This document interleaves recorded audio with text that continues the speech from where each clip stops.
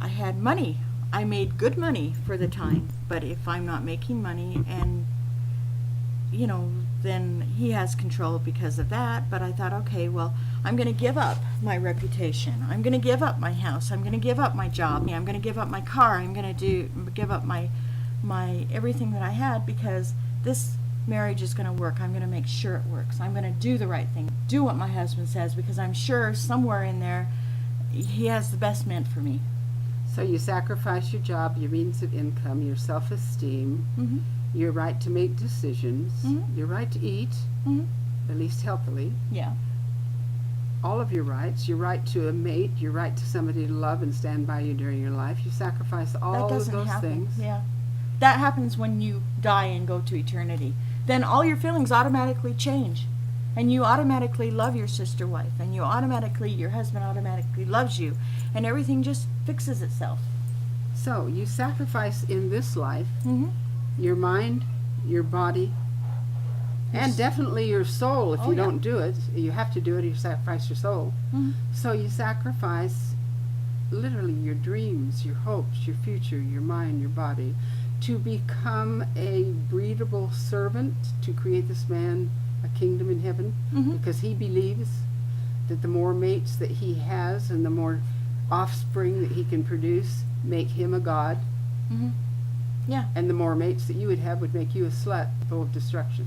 And this, I'm pointing this out because tomorrow, Mm-hmm. Cody Brown takes a case to Utah to sue them for his freedom of right to be a polygamist, and it has nothing to do with freedom. If he would No. never allow even one of his wives to have the freedom that he is making a mockery out of.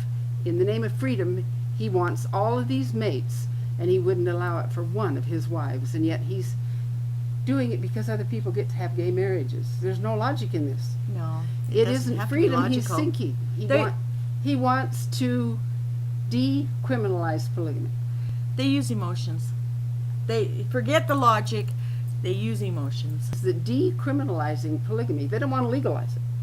They want to decriminalize it. Mm-hmm. Legalizing it would make them legally responsible for Mhm. the children they spawn, and they don't want that. No, that would be sad. Polygamous men don't take care of their children. They force their wives and children to take care of themselves or the government, Yeah.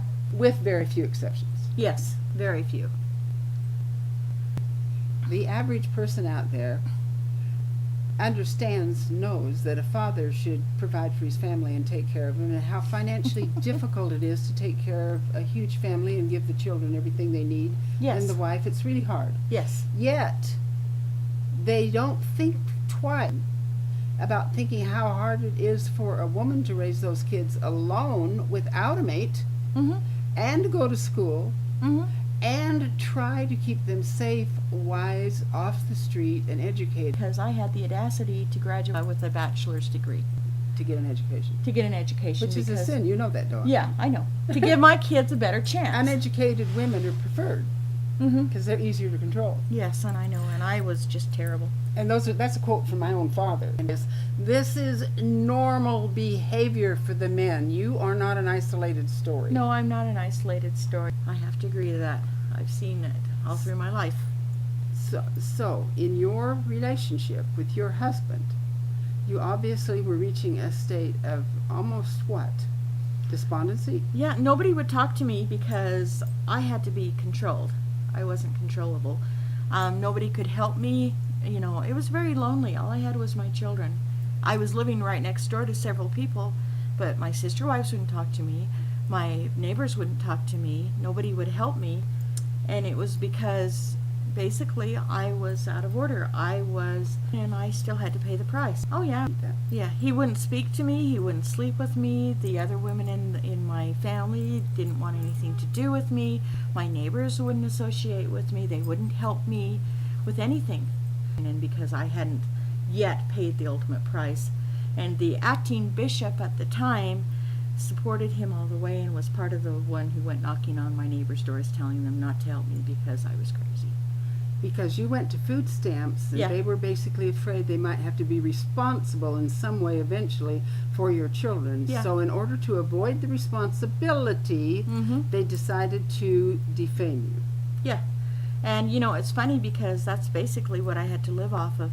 In order to get the money to drive a car out and come back, I had to, at that time we had vouchers for food stamps, and they would give us change. So I would buy something that would give me the most change so I could pay for enough gas to get me to and from the grocery store once a month.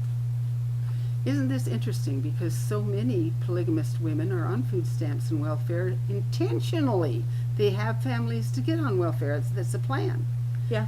And the way that they make so much money is that they get a little group, and they incorporate and make a township out of it and go out to Never Never Land where there's nothing, and call it a town. Yeah. And then they're eligible for all government funds for roads, post office, schools, and that's the way they get the government to subsidize them.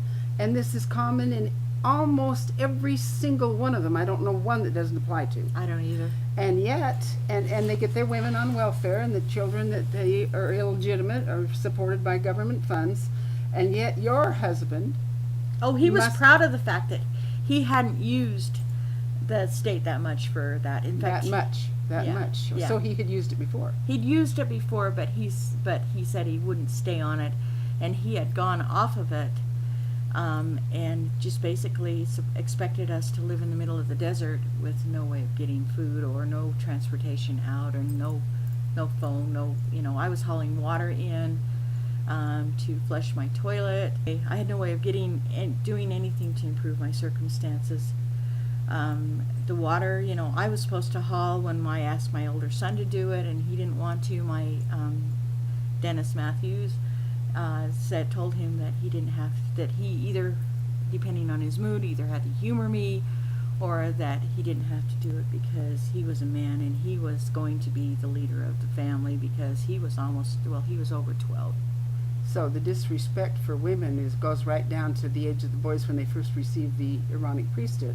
From that day on, they are Yeah. better than women. Yeah.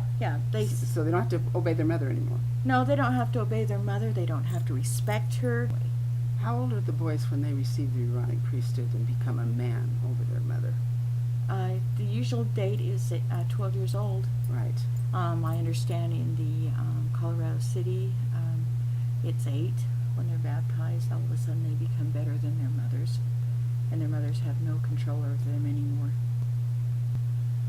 And yet, haven't you seen many cases that when a guy gets tired of such a big family that one woman, a least favorite wife, will be sabotaged and driven out and blamed for her leaving? Oh yeah, he did that with me.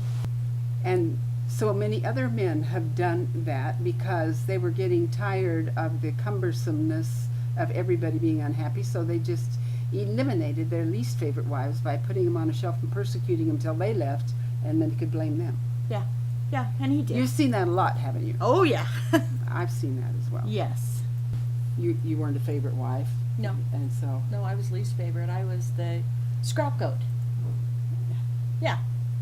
The Bible version of what a scrapgoat is. You take all your sins and all your problems and you throw it on the goat, and then you go after the goat because it has all your sins and all of your problems. scapegoat. Okay, scapegoat. Sorry about that. Yes, yes. Yes, so you punish the goat for the sins of everybody. All Yes. the sins go to the goat. Yeah. And you were younger, Yeah. so that you were a good target for those that were more sophisticated and knew how to do it. Oh, well, I didn't grow up in a polygamous family, so I didn't know about the games, and I wasn't going to start playing them because I knew right from wrong. So, I think the problem involved is that polygamy is just plain abnormal. I have never seen Yeah. a family where a man didn't have a favorite wife. Never. Have you? not really. The closest I've seen, I do have a brother who I think is doing a pretty decent job, but it's ripped him apart, and he has some real health problems over the stress of trying to maintain that status quo. John Llewellyn was telling me that one of the more difficult things about polygamy is that absolutely everybody is constantly unhappy. Yeah. So you go from one unhappy, sad wife to another unhappy, sad wife, and that's how you live. Yeah. And the way to cope with it is to dispense with having any human emotion for Yeah. anyone's concern. Yeah. What the downside of that is, that's the way the women survive too. I've had women tell me over and over, the Oh, only yeah. way I could survive the pain is not to care about him anymore. To Mhm. stop loving him. Mhm. To stop caring for him. To stop caring about him. Well, otherwise, what's your survival? You get to a point where there's so many things, so many hurts, and so many just feelings of terror and abuse and anger and